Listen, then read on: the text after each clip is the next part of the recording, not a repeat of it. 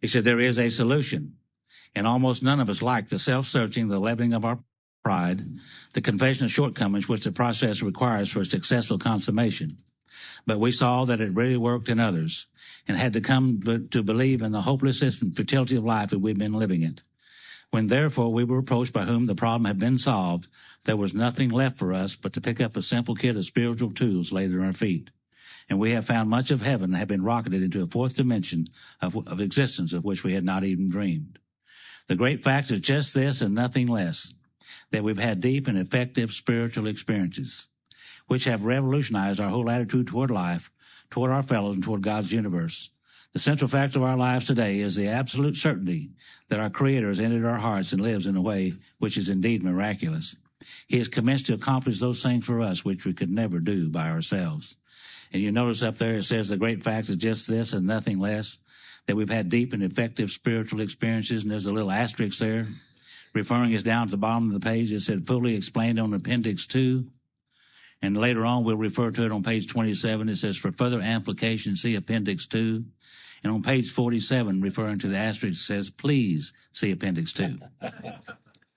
They want to make, yeah. Must be important. They're very important. They repeat it 3 times. And they're talking about spiritual experiences and spiritual awakenings. And in the first printing of the book, they didn't have this little asterisk in there, and it didn't have the reference to the spiritual experience in the back of the book. And a lot of people would write into that little office to Bill and say, Bill, what do you mean by spiritual experiences and spiritual awakenings? We're doing the same things that you're doing, but we're not having the same experiences that you have. What do you mean by that? And it was very important for me looking back at it now that I know this, because I had this spiritual experience mixed up with a bunch of things that I learned when I was 7 or 8 years old. Because when I was 7 or 8 years old, I told myself, I said, self, if I ever get big enough they can't catch me, I'm not going anymore. To church, that is. And I got big enough they couldn't catch me, and I didn't go. So when I arrived at Alcoholics Anonymous, I had the spiritual knowledge of a 7 or 8 year old boy, which was practically none. And that I did have was all mistaken and mixed up in lots of emotionalism, things I didn't understand. The times that they would catch me, take me to that revival, they had a revival there quite often in my area, in the Southern Baptist, really Southern. And when I would get there and they would be preaching all day and singing songs and having dinner on the ground and prayer meetings all day long and church way into the night, bored the heck out of me. But one night my Aunt Much, and she's a big woman, Aunt Much. That's the reason they called her that. But Aunt Much kind of got in the spirit of this thing that night, and she began to jump up and down, and she began to talk in a strange language that I'd never heard of before, squealing and hollering, rolling around in the sawdust, scared the heck out of me. So when this book began to talk about spiritual experiences and spiritual awakenings, I thought that was what I was going to have. And I was dreading it, I tell you I was. But thank God for people like me who didn't know any better. They put this information in the back of the book talking about spiritual experiences and spiritual awakenings. And these is used all throughout this book. And they want to make real sure that I understand what they mean by that. So let's go back to page 569 and see what they mean by the term spiritual awakening and spiritual experiences. So on page 569, the term spiritual experience and spiritual awakening are used many times in this book, which upon careful reading, we all know that alcoholics don't do careful reading, shows that the personality change sufficient to bring about recovery from alcoholism has manifested itself among us in many different forms. Okay, the first paragraph. We see something. We see that the term may be spiritual experience or it may be spiritual awakening. And in either case, it's going to be a personality change sufficient to bring about recovery. Dr. Silkworth referred to this as a psychic change, a change in the way we think and the way we feel and our attitude. So we could see several terms: spiritual experience, spiritual awakening, personality change, or psychic change, all meaning the same thing. Spiritual experience happens suddenly, like it did with Bill and some of the people in the back of the stories in the first book. And then we have a spiritual awakening, which develops slowly over a period of a long time. So yet it is true that our first printing gave many readers the impressions that these personality changes or religious experiences must be in the nature of sudden and spectacular upheavals. Well, happily for everyone, this conclusion is erroneous. In the first few chapters, a number of sudden revolutionary changes are described, though it was not our intention to create such an impression. Many alcoholics have nevertheless concluded that in order to recover, they must acquire an immediate and overwhelming God consciousness, followed at once by a vast change in feeling and outlook. Among our rapidly growing membership of thousands of alcoholics, such transformations, though frequent, are by no means the rule. Most of our experiences are what the psychologist William James calls the educational variety, because they will develop slowly over a period of time. Now, Bill's was a sudden, spectacular change. Some of the others in the stories in the back of the book were sudden, spectacular changes. But what he's saying here is that most of us, it won't happen that way. Most of us will have the educational variety, and we will change as we learn and as we apply, slowly over a period of time. Sooner or later, though, we awaken to the fact that we have changed also, and then we'll call it a spiritual awakening. So it really doesn't make any difference whether it's sudden and spectacular or whether it's a slow thing that involves over a period of time. In either case, it's going to be a personality change sufficient to bring about recovery. Now, I can begin to think with this, I can live with this kind of idea. But when you start talking about what Aunt Much had in the Baptist church, I couldn't live with that idea at all, because I was raised in the Southern Baptist church too.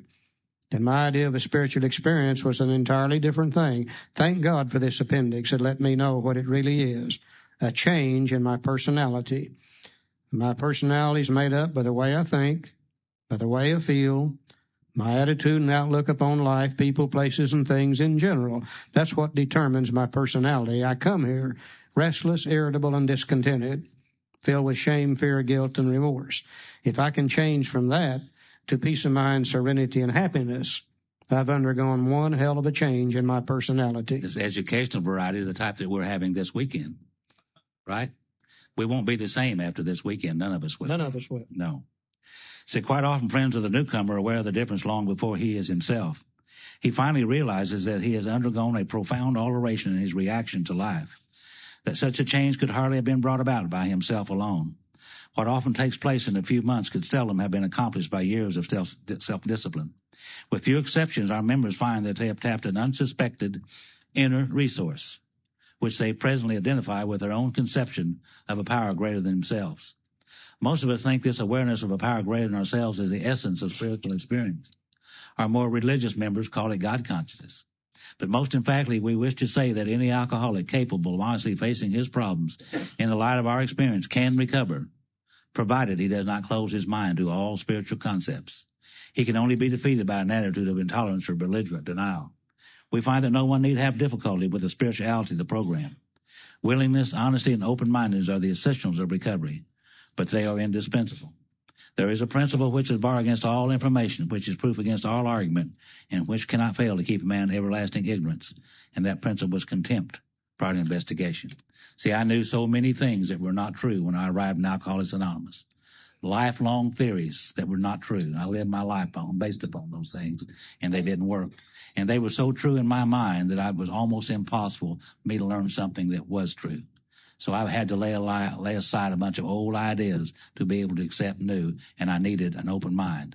In fact, I need an open mind more today than I've ever needed an open mind, because there's so much more to learn throughout life. Okay, now we pointed out the fact a while ago that Bill loves to teach by using examples of something we already know about to teach us something new. That's what he did when he used the great ocean liner. Another trend that Bill has, and I think it's very important for us to realize it, is like most writers, he did repeat himself quite often. But every time he repeated himself, he would normally find a different word that means the same thing. And if you see what he's doing, you can understand him. If you don't, though, you'll think he's talking about something different. There seems to be one key word in this whole thing dealing with spiritual experience, and that is the word change. Let's see how many times he said change on page 569 and how many different ways he had of saying it. In the first paragraph, he talked about a personality change sufficient to bring about recovery. In the second paragraph, he again mentioned personality changes. But then he said, in the nature of sudden and spectacular upheavals. An upheaval is to change something entirely. In the third paragraph, first sentence, he said sudden revolutionary changes. To revolutionize something is to change it entirely. Third paragraph, last sentence, he said immediate and overwhelming God consciousness. To overwhelm something is to change it entirely. Third paragraph, last sentence, he said vast change in feeling and outlook. Fourth paragraph, first sentence, he said such transformations. To transform is to change. Fourth paragraph, about the middle of it, he said profound alteration. To alter is to change. So the key thing here is to change from what we were when we came here to something entirely different up here in our minds. To go from restless, irritable, discontented, selfish, self-centered human beings, to go from that to one who has peace of mind, serenity, and happiness, and the willingness to help others, is an entire change in the way we think. That's a spiritual experience. That's a spiritual awakening. That's a personality change sufficient to recover from alcoholism. That's a psychic change. Now, I can buy into that. To go from what we were to something entirely different in the way we think. Religion has nothing to do with this at all. We make the change through spirituality. It seems that's the only real way that people change, is through spirituality. They talked about change, and I told you when I got here I had become everything I detested in a human being, and I didn't like what I had become or who I was. So they talked about change, and I thought they meant for me to become something that I'm not. So I looked around the fellowship of Alcoholics Anonymous, and I found me some heroes, some people that I wanted to be like, and we need those heroes in the beginning. I still need my heroes. Charlie was one of my heroes. So I set about to be exactly like Charlie. I didn't like me, so I wanted to be like Charlie. And I almost made it. Thank God I didn't. Well, I don't need one Charlie. But I tried to emulate and be exactly like him because I didn't like me. And that's good. I needed that. So the type of change I think they're talking about today is to change from what I had become to that which God intended for me to be. Right. Just me.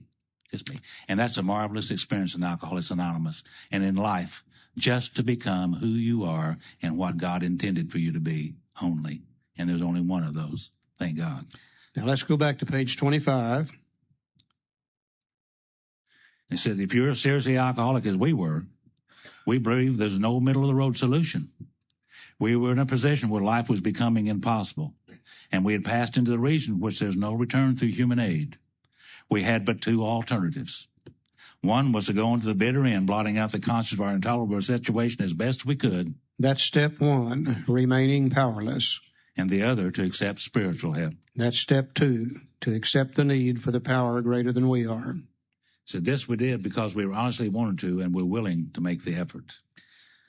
Now we saw where step one, the physical allergy, the obsession of the mind, we saw where that came from Dr. Silkworth in New York City.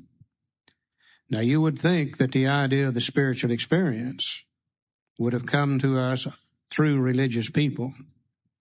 Let's look on page 26 and let's see where this idea really did come from.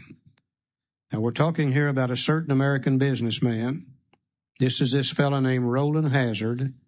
He was the one that stepped in between Ebby and the judge. Said a certain American businessman had ability, good sense, and high character. For years he had floundered from one sanitarium to another. He had consulted the best-known American psychiatrist. Then he'd gone to Europe, placing himself in the care of a celebrated physician, the psychiatrist Dr. Jung, who prescribed for him. Though experience had made him skeptical, he finished his treatment with unusual confidence. He didn't go there for a 28-day treatment program. He was with Dr. Jung for a full year. Dr. Jung psychoanalyzed him 1 day a week for 52 weeks. His physical and mental condition were unusually good. Above all, he believed he had acquired such a profound knowledge of the inner workings of his mind and its hidden springs that relapse was unthinkable. Nevertheless, he was drunk in a short time. More baffling still, he could give himself no satisfactory explanation for his fall. So he returned to this doctor whom he admired. asked him point blank why he could not recover. He wished above all things to regain self-control. He seemed quite rational and well-balanced with respect to other problems, yet he had no control whatever over alcohol. Why was this? He begged the doctor to tell him the whole truth, and he got it. In the doctor's judgment, he was utterly hopeless. He could never regain his position in society, and he would have to place himself under lock and key or hire a bodyguard if he expected to live long. That was a great physician's opinion. But this man still lives and is a free man. He does not need a bodyguard, nor is he confined. He can go anywhere on this earth where the other free men may go without disaster, provided he remains willing to maintain a certain simple attitude. Now, some of our alcoholic readers may think they can do without spiritual help. Let us tell you the rest of our conversation our friend had with his doctor. The doctor said, "You have the mind of a chronic alcoholic. I've never seen one single case recover where that state of mind existed to the extent that it does on you." Our friend felt as though the gates of hell had closed on him with a clang. He said to the doctor, "Is there no exception?" "Yes," replied the doctor, "there is. Exceptions to cases such as yours have been occurring since early times. Here and there, once in a while, alcoholics have had what are called vital spiritual experiences. To me, these occurrences are phenomenal. They appear to be in the nature of huge emotional displacements and rearrangements. Change. Ideas, emotions, and attitudes which were once the guiding forces of the lives of these men are suddenly cast to one side. Change. And a completely new set of conceptions and motives begin to dominate them. Change. In fact, I've been trying to produce some such emotional rearrangement within you. Change. With many individuals, the methods which are employed are successful, but I've never been successful with an alcoholic of your description. Asterisk, bottom of the page, for amplification, see Appendix 2.